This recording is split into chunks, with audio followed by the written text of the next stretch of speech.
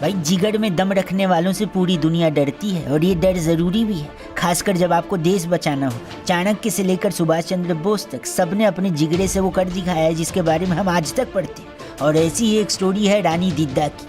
कई लोगों ने तो पहली बार ये नाम सुना क्योंकि हमारी हिस्ट्री की बुक्स में ये नाम ज़्यादा आता ही नहीं है। शायद लिखने वाले इनके बारे में कागज़ पर लिखना भूल गए या उनकी स्याही खत्म हो गई, पता नहीं, लेकिन हम सब अब इनको जल्द ही बड़े पर्दे पर देखेंगे। दरअसल कल कंगना रनौत ने अपनी आने वाली film Manikarnika returns the legend of दीदा को अनाउंस कर दिया। तब से ही लोगों में सवाल है कि आखिर ये रानी दीदा थी कौन। हमने जब इनके बारे में पढ़ा तो दंग रह गए। आजकल एक बड़ा फेमस डायलॉग चल रहा है, powerful people make places powerful, और ऐसी ही पावरफुल शख्सियत थी रानी दीदा।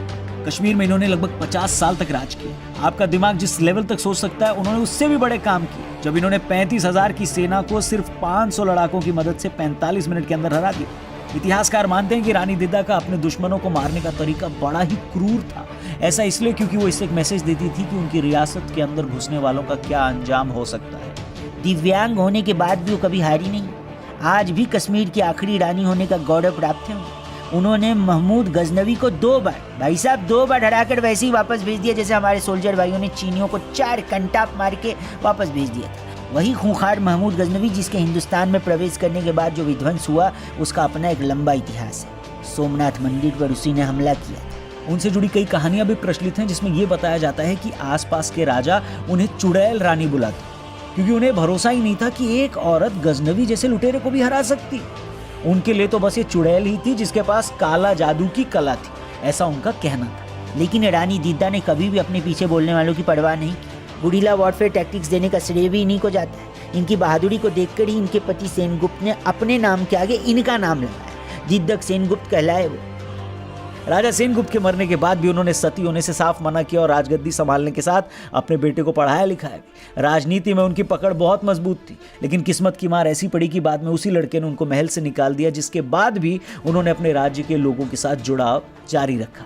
पूरे एशिया और ईरान जैसे देशों तक व्यापार मजबूत करने, सैकड़ों मंदिरों के निर्माण और अखंड भारत को बचाए रखने में उनका कंट्रीब्यूशन कोई भुला नहीं सकता। उनकी वजह से ही कश्मीर के रास्ते घुसपैठ की कोशिश करने वाला महमूद गजनवी गुजरात के रास्ते हिंदुस्तान में आने को मजबूर हो गया। इसीलिए तो मैंने शुरुआत में कहा था कि जिगर में दम रखने वालों के सामने दुनिया झुकती है भाई साहब। कहा जाता है कि राजा विक्रमादित्य के बाद अगर किसी ने इतने बड़े लेवल पर इतने साल राज किया तो रानी दीदा उनमें से ही एक थी।